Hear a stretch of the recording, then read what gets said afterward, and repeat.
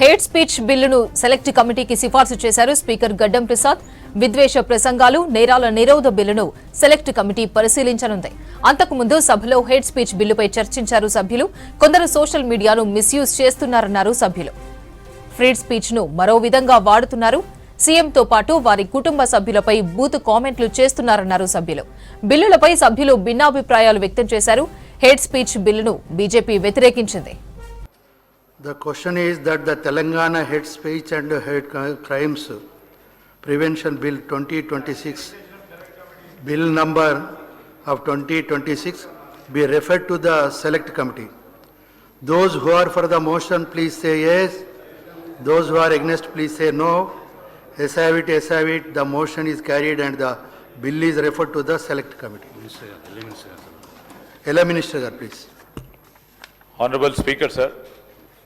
With your permission, I beg to move that this House do authorize the Honorable Speaker to decide the number of members of and to appoint the members to the Select Committee on the Telangana Hate Speech and Hate Crime Prevention Bill 2026.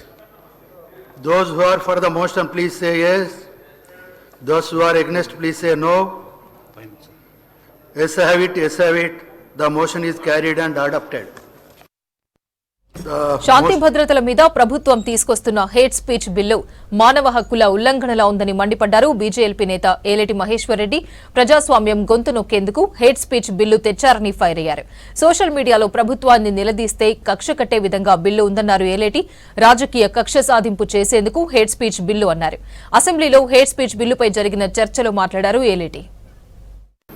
అధ్యక్ష, ఈరోజు సభ ముందు తీసుకొచ్చినటువంటి Telangana hate speech hate crime prevention bill 2026 శాంతి భద్రతల పరిరక్షణ పేరు మీద మీరు తీసుకొచ్చేటువంటి ఈ బిల్లు మానవ హక్కుల ఉల్లంఘన కాకుండా ముఖ్యంగా ప్రజాస్వామ్యం గొంతు నొక్కేటువంటి ఒక ఆయుధంగా రేపు మారే ప్రమాదం ఉన్నదని చెప్పేసి మేము భావిస్తా ఉన్నాం అధ్యక్ష. అస్పష్టమైనటువంటి నిర్వచనాలు, అపరిమితమైనటువంటి అధికారాలు. అధ్యక్ష, ఈ బిల్లు హేట్ స్పీచ్ ఇచ్చినటువంటి నిర్వచనం అత్యంత ప్రమాదకరంగా ఉంది అధ్యక్ష. ఎవరైనా ఒక వ్యక్తి లేదా సమూహం ఇల్విల్ అంటే దురభిప్రాయం కలిగించే మాట్లాడినట్లు భావిస్తే అది నేరమని సెక్షన్ 2(1) చెబుతోంది. Lack of clear definition for the hate speech and hate crime, terms like injury, disharmony, hatred are poorly defined.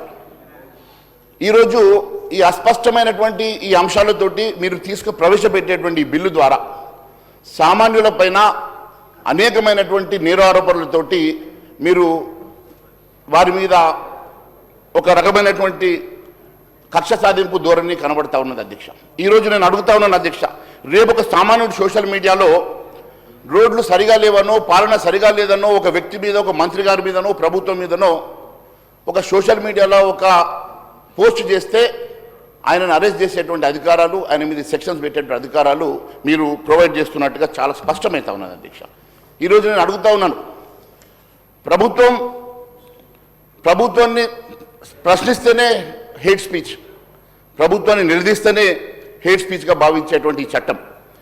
అపరిచిత వ్యక్తి ఎవరు మెసేజ్ పోస్ట్ చేస్తే కూడా ఆ గ్రూప్కి మీరు దాన్ని ఆ గ్రూప్ని కూడా బాధ్యులను చేస్తే ఇది చాలా బాధాకరంగా ఉంది అధ్యక్ష. దీన్ని ఖచ్చితంగా ఒకసారి రివ్యూ చేయాల్సిందిగా కోరుతా ఉన్నాం. సెక్షన్ 8 ప్రకారం ప్రభుత్వ అధికారులకు మాత్రం పూర్తి రక్షణ కల్పిస్తూ ఉన్నారు అధ్యక్ష. సెక్షన్ 8 ప్రకారం ప్రభుత్వ అధికారులకు మాత్రం పూర్తి రక్షణ కల్పించారు. అంటే వాళ్ళు ఏం చేసినా శిక్ష లేదు. సామాన్యుడు ఏం చేయకుండా అరెస్ట్ చేస్తారు, అధికారులు మాత్రం గుడ్ ఫెయిత్ అది అధ్యక్ష. అధికారుల మీద గుడ్ ఫెయిత్ ఉంటుంది, కానీ సామాన్యుల మీద ఏ సెక్షన్ పెట్టినా సెక్షన్ 8 ప్రకారం సామాన్యుడు మాత్రం ఆయన శిక్షార్హుడట అధ్యక్ష.